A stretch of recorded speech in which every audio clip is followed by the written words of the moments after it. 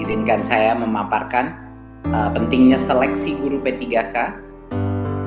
Saya sudah banyak berkeliling ke sekitar Indonesia, berbagai macam daerah, dan setiap kali saya menemui guru-guru honorer, ada banyak sekali dari mereka yang punya hati nurani, yang tulus untuk mengajar, dan punya berbagai macam inovasi dan motivasi untuk belajar. Jadi semakin saya terjun ke lapangan, semakin saya menyadari bahwa pasti ada cukup banyak guru-guru honorer ini yang gajinya sekarang dibayar antara 100 sampai 300 ribu rupiah per bulan, yang sebenarnya layak menjadi ASN, yang sebenarnya punya kompetensi untuk menjadi guru yang baik. Dan karena itu kita memastikan di Kemendikbud bahwa ada jawaban dari pemerintah. Ada jawaban mengenai bagaimana bagi yang layak dan punya kompetensi yang baik, bagaimana mengenai kesejahteraan mereka, bagaimana mengenai kesetaraan nafkah mereka.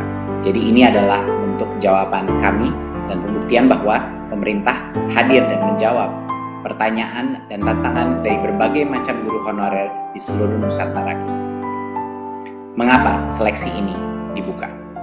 Seleksi P3K ini dibuka karena berdasarkan data pokok pendidikan Dapodi, Kemendikbud mengestimasi kebutuhan guru di sekolah negeri kita itu mencapai sekitar 1 juta guru. Ini di luar PNS yang saat ini mengajar. Jadi yang pertama adalah dari kebutuhan kita. Tetapi juga pembukaan seleksi ini adalah upaya untuk menyediakan kesempatan yang adil. Kesempatan yang untuk para guru-guru honorer kita yang terbaik untuk membuktikan kompetensi mereka. Untuk membuktikan kompetensi mereka tanpa kita batasi. Jadi ini juga adalah bagian daripada filsafat Merdeka Belajar, di mana setiap guru-guru kita, guru-guru honorer di seluruh Nusantara kita, bisa punya kemerdekaan untuk membuktikan dirinya. Apakah mereka punya kompetensi untuk diangkat menjadi ASN sehingga meningkatkan nafkah mereka dan kesejahteraan mereka. Siapa saja yang dapat mendaftar dan mengikuti tes seleksi ini? Pemerintah membuka kesempatan bagi guru-guru honorer di sekolah negeri dan di swasta yang terdaftar di Dapodi. Ini juga termasuk guru eks tenaga honorer kategori 2 yang belum pernah lulus seleksi menjadi PNS atau P3K sebelumnya. Dan yang kedua adalah untuk lulusan PPG yang saat ini tidak mengajar. Jadi dua-duanya boleh diberikan kesempatan di tahun 2021 untuk mengikuti tes seleksi ini. Salah satu hal yang terpenting untuk kebijakan ini adalah agar semua pemerintah daerah, rekan-rekan kita di dunia pendidikan dan juga media untuk memperjelas apa yang dilakukan di tahun 2021 dan kenapa ini beda dari sebelumnya. Jadi yang pertama harus ditekankan bahwa ini adalah seleksi massal yang akan dilakukan secara online di tahun 2021. Pemerintah telah mempersiapkan bagi yang lolos seleksi tersebut akan dijamin akan menjadikan P3K dan akan penganggarannya sudah disiapkan. Tetapi masih harus lolos seleksi. Jadi salah satu pesan yang terpenting bagi teman-teman media juga dalam pengumuman ini dipastikan bahwa ini adalah seleksi di tahun 2021. Jadinya apa yang membuat seleksi ini berbeda dari sebelum-sebelumnya?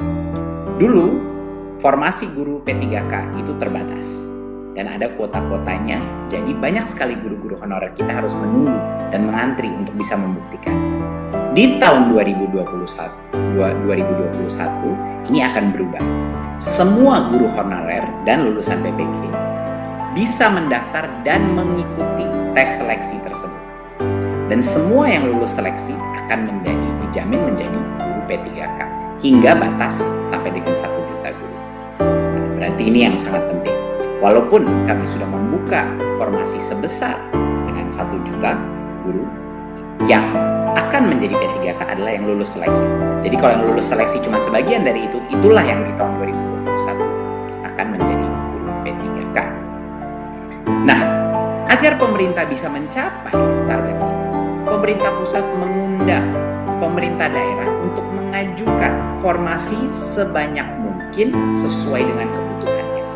Nah, ini sangat penting karena pada saat ini masih banyak sekali formasi yang kita dapatkan itu baru sekitar 200.000. Padahal kita mengetahui bahwa kebutuhan guru ASN kita jauh lebih besar dari itu, sampai dengan 1 juta.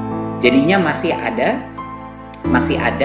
gap, masih ada yang harus kita tutupi, perbedaan antara formasi yang sudah diterima sama jumlah yang seharusnya ada. Yang kedua, sebelumnya setiap pendaftar itu diberikan kesempatan mengikuti ujian seleksi rata-rata sebanyak 1 kali per tahun untuk mengikuti itu.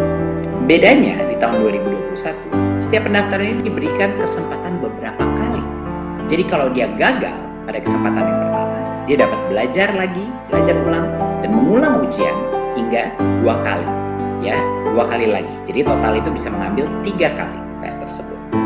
Dan ini bisa di tahun yang sama, di tahun 2021, ataupun di tahun berikutnya, karena ini akan menjadi suatu program yang berkesinambungan. Ketiga, sebelumnya tidak ada materi persiapan untuk para pendaftar.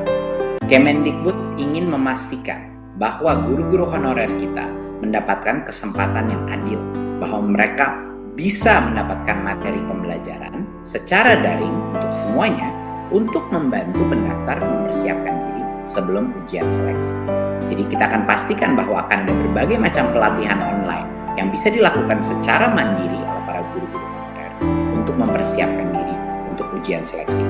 Karena standar ujian seleksi ini akan ditentukan dengan standar dengan kualitas yang baik.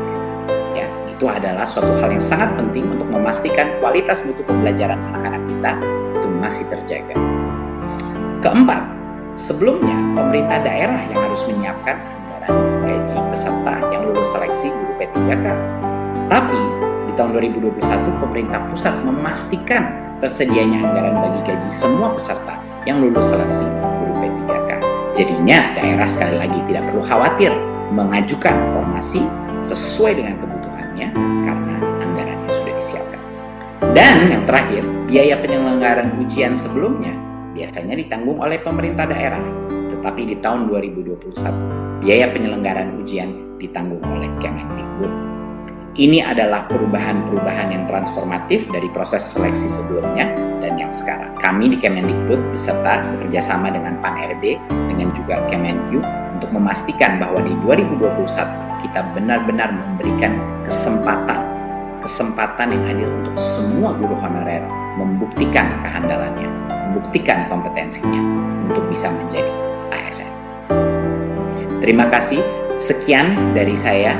Saya harap ini bisa menjadi angin segar bagi para guru-guru honorer yang sebelumnya belum mendapatkan kesempatan untuk menunjukkan kelayakannya.